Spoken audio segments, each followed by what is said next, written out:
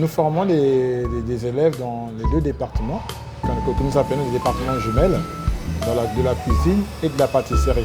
Nous avons lancé justement des formations pour le service, former des serveurs, des barman, des chefs de rang. Et les hôtels de la place, jusqu'aujourd'hui, ont un problème de serveurs qualifiés, de serveurs compétents et des serveurs qui peuvent demain remplacer les maîtres d'hôtel et les chefs de rang qui sont déjà en train d'exercer dans les prestigieux hôtels de notre pays, notre ville capitale. Dans cette deuxième partie, nous verrons les différents profils des formateurs basés sur leur cursus et leurs récompenses même à l'international, ainsi que le parcours d'inscription dans l'école.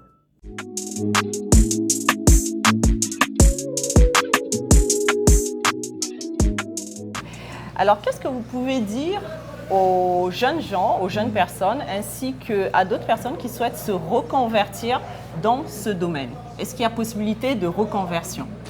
Oui. Et également des débouchés ici au Congo? Mais oui, il y a des possibilités. Pour ceux qui veulent se reconvertir justement dans ces métiers, je pense qu'ils peuvent venir dans ce centre ou dans les centres adéquats qu'ils trouveront ici de Brazzaville. Pourquoi? Ils vont passer par une année préparatoire. C'est-à-dire qu'ils arrivent, on les immerge en première année, où on leur fait une remise à niveau pour leur permettre justement d'aller en première année de technicien. On ne peut pas directement aller en première année sans passer par une remise à niveau. La remise à niveau, c'est quoi? Vous arrivez, on vous inculque les bases et tous les tics du métier qui vous permettront justement d'empâter et de sauter de l'autre côté en première année où vous serez maintenant dans l'année de technicien qui vous permet justement d'avancer jusqu'à votre diplôme attendu. Donc voilà. Mais les débouchés, ils sont multiples aujourd'hui. Vous êtes venu au Congo, vous avez vu. Oui. Il y a aujourd'hui une variété des hôtels et de restaurants qui sont en train d'ouvrir. J'ai énormément constaté. Mais le problème, c'est que ces restaurants qui ouvrent ont besoin des gens de spécialité. Des gens, par exemple, par spécialité. Des pizzaiolos, par exemple, des vénois, par exemple, des sauciers, et j'en passe. Ils veulent avoir des gens de spécialité. Alors, quand vous arrivez et que vous vous spécialisez dans un département donné, ça permet de vous vendre plus et ça permet aujourd'hui d'avoir un restaurant ou un hôtel à thème. Voilà. D'accord. Donc, les personnes qui se forment ici, elles ont la possibilité de directement ouvrir leur commerce dans ce domaine. Justement. Sans pour autant être salariés. Justement. Nous, aujourd'hui, nous sommes à près de, si je prends la moyenne, nous sommes à près de 450 jeunes formés ici. En 7 ans? En 7 ans. Ça, c'est la moyenne que je prends. Vous avez dit ce que l'expert nous en fait récemment. Et si aujourd'hui, vous tournez dans tous les hôtels et restaurants de la place, vous trouverez les élèves de Jean-Paul II. Si vous pouvez faire l'enquête. Ça, ce n'est que, je parle que de Brazzaville. Si vous allez à Pointe-Noire, vous y trouverez. Aujourd'hui, vous allez à Casablanca. Nous avons près de 25 jeunes qui sont à Casablanca, au Maroc, qui travaillent. Nous sommes représentés aussi à Paris.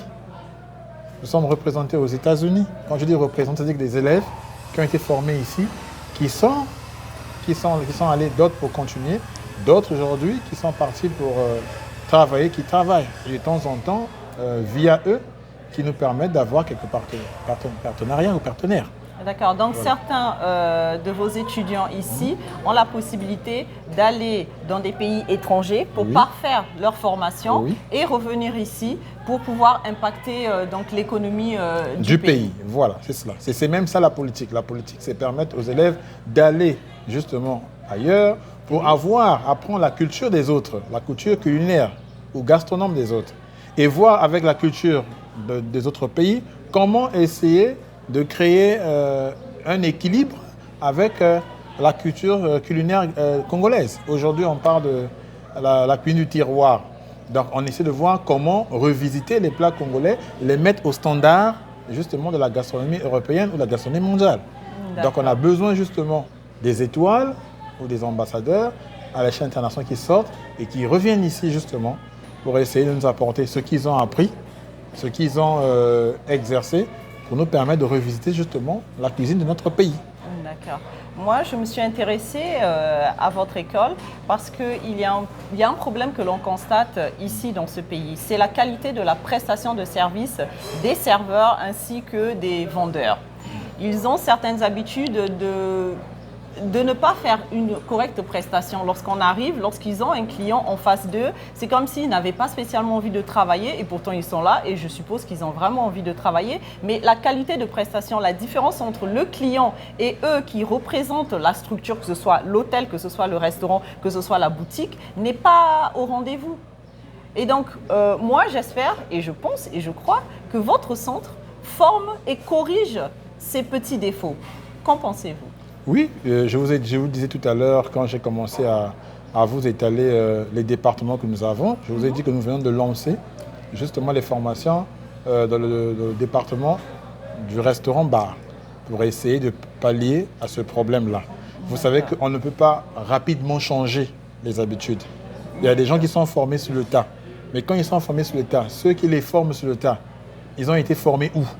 Il y a ce problème-là. Il y a certains qui ont appris des b.a.-ba. Nous, on les apporte, on les appelle souvent les porteurs d'assiettes. Il prend l'assiette, il vient, il met. Mais il ne sait pas que quand il amène l'assiette, il y a un cours. Il y a ce qu'on appelle le service à l'anglaise et le service à la française. Donc, il y a ces deux techniques de service. Mais quand il fait la droite, ça c'est un service. Il fait la gauche, un autre service. Mais ça, on apprend ça à l'école. Maintenant, il faut lui dire, ce qu'il fait là, c'est quel service quand il apprend. Il y a ce qu'on appelle la règle de 4P. C'est-à-dire quelles sont les différentes étapes pour accueillir le client. La prise de contact, la prise en charge, la prise de commande, la prise de congé. Mais tout ça, c'est des étapes que le serveur doit apprendre. À quel moment il est en contact avec son client, à quel moment il prend en charge le client, à quel moment il prend la commande du client et à quel moment il accompagne le client pour sa prise de congé, donc il s'en va. Ça, on l'apprend en cours. Donc il y a tout ça, il y a tout un chapitre, tout un programme qu'il faut mettre à la disposition de ces jeunes pour qu'ils s'apprennent. Maintenant ça va aller de pair avec l'école, avec les entreprises locales. Maintenant, il faudrait que les entreprises acceptent que leurs agents ou leurs employés soient formés. Mais c'est tout un processus qu'il faut monter et l'école, ce n'est pas l'école le fera, soit avec les associations des cuisines du Congo, ceux qui gèrent, avec l'État et avec quelques personnes de bonne volonté pour pouvoir aller étape par étape. Donc je pense que ce n'est pas d'un seul coup que seul on ne peut pas. Il y a un adage qui dit un seul doigt ne peut pas nettoyer le visage. Donc c'est ensemble, avec toutes les personnes de bonne volonté, avec vous les gens de médias, où on va aller étape par étape. Ouais, mais pour l'instant, comme je vous ai dit, nous avons beaucoup qui ont appris sur le tas, ce n'est pas aussi de leur faute. C'est parce qu'on n'a pas aussi au Congo parfois des occasions d'avoir des formations extérieures ou des formations modulaires ou des formations qu'on appelle complémentaires pour pouvoir justement avoir le standard international. Nous, on a eu cette chance parce que, bon, on est sorti, on est venu. Oui. Mais tout le monde n'a pas eu la même chance que nous. Cette opportunité de sortir. Voilà, donc, c'est voir avec vous, les médias et avec les partenaires, comment partenaires locaux, les structures, restaurants, voilà, comment mettre des activités ou des formations qui vont permettre de breuster justement ces domaines-là, surtout les entreprises. Mais déjà, le ministère a un projet sur ça, parce que nous avons eu la circulaire, pour pouvoir former justement des entreprises et les étudiants de la place. Je pense que le projet y est, puisque nous l'avons eu comme invitation. Je pense que d'ici l'année prochaine, tout va changer. Déjà, comme c'est l'année de la jeunesse, le ministère en charge et le chef d'État y tient. D'accord. Et donc, les porteurs de projets dans la restauration, dans l'hôtellerie, est-ce qu'ils peuvent venir dans votre centre pour pouvoir dénicher des talents, pour pouvoir recruter? Mais c'est possible, nous avons déjà pas mal des entreprises qui viennent ici, même pendant que les enfants sont en train d'être formés, nous demander toute une brigade de cuisine. C'est eux-mêmes qui font le choix. C'est parce que je ne peux pas donner les noms de ces entreprises, il faut être des enfants anonymes. Sinon, aujourd'hui, je pouvais citer, mais je ne peux pas parce que vous voyez que je n'ai pas leur autorisation.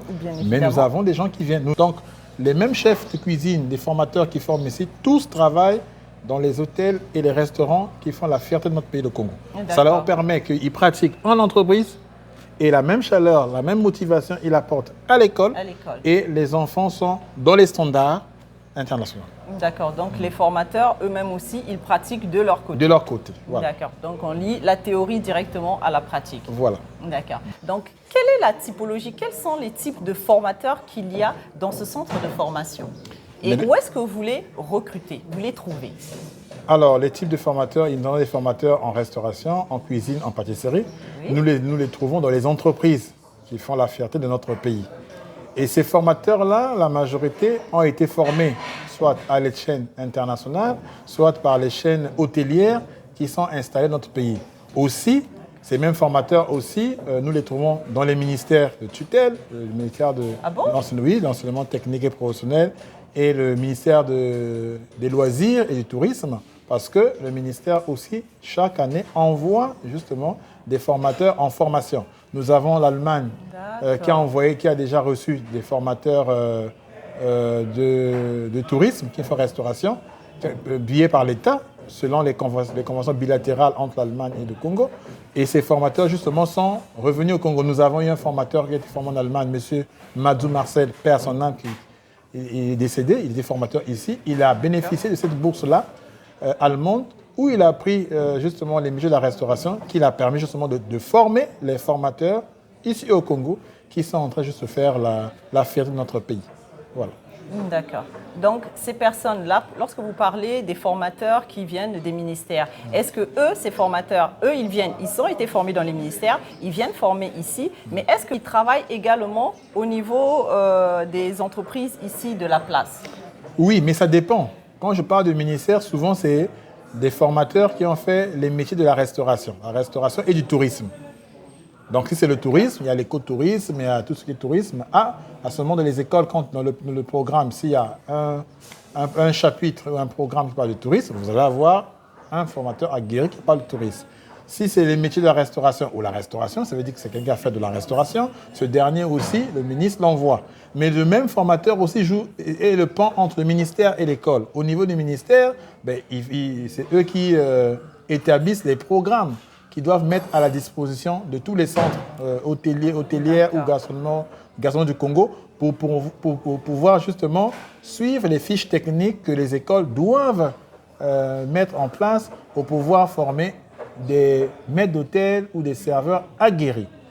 Maintenant, le problème, c'est que ces formateurs qui sont, même au ministère, même dans nos hôtels, quelque part, ils ne sont pas trop valorisés.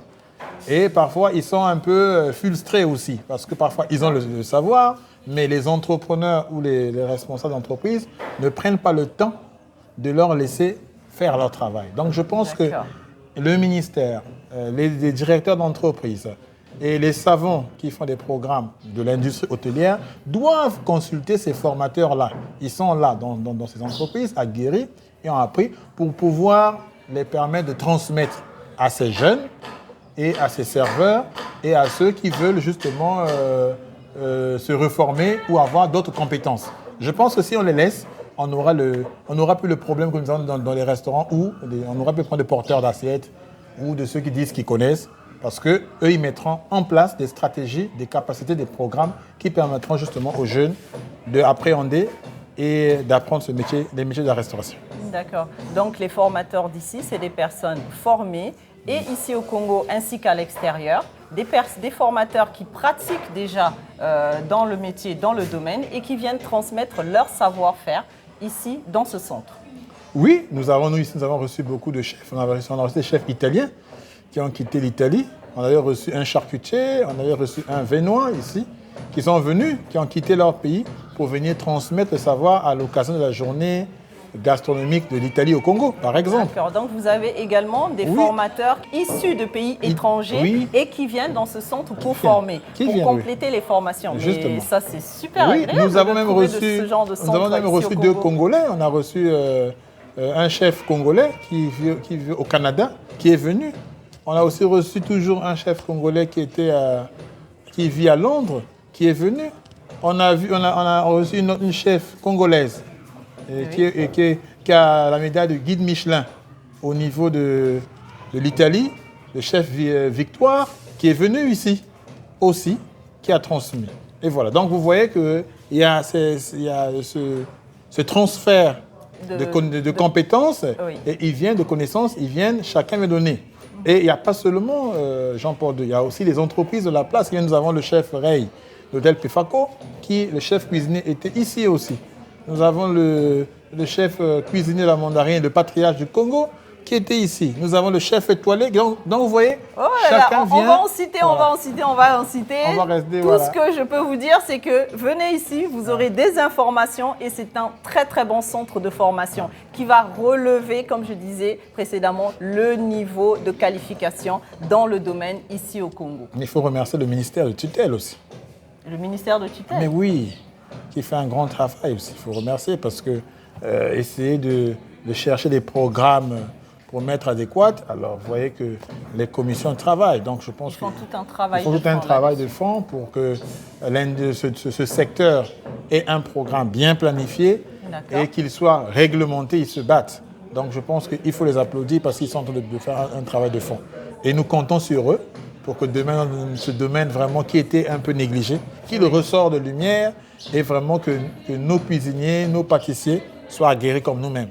On demande à tous les partenaires, les hôtels qui sont à l'échelle internationale, de venir aussi nous appuyer pour pouvoir élargir, pouvoir essayer de valoriser, de promouvoir justement la cuisine africaine et la cuisine du terroir en particulier.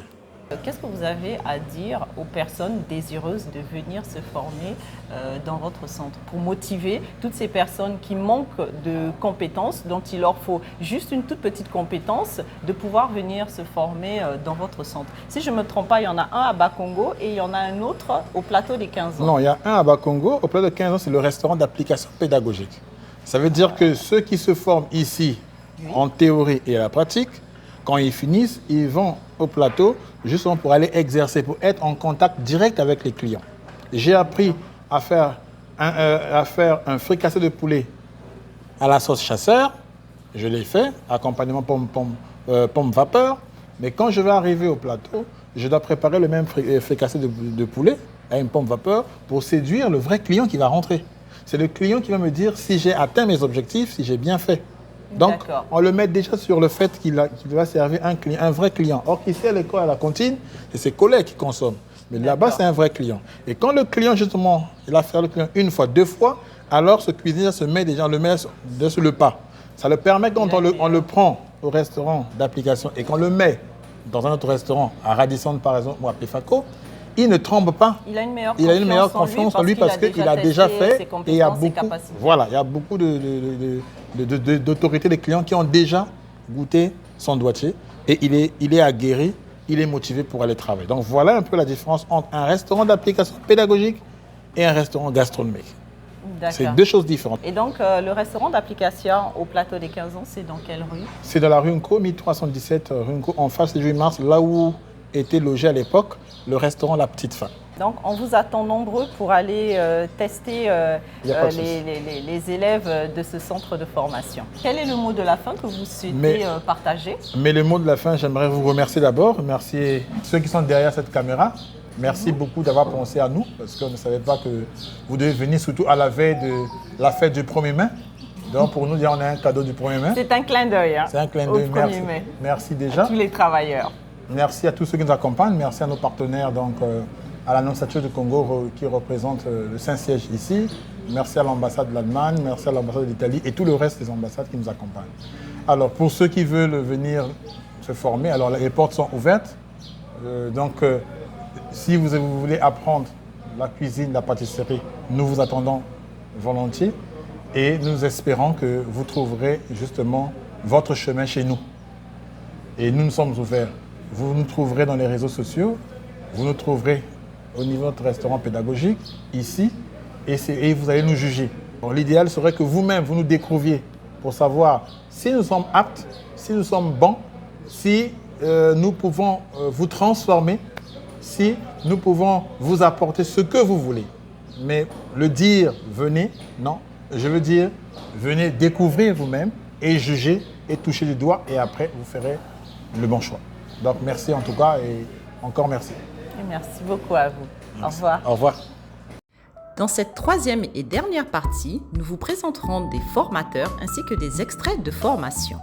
Ne manquez surtout pas ce moment. À très bientôt.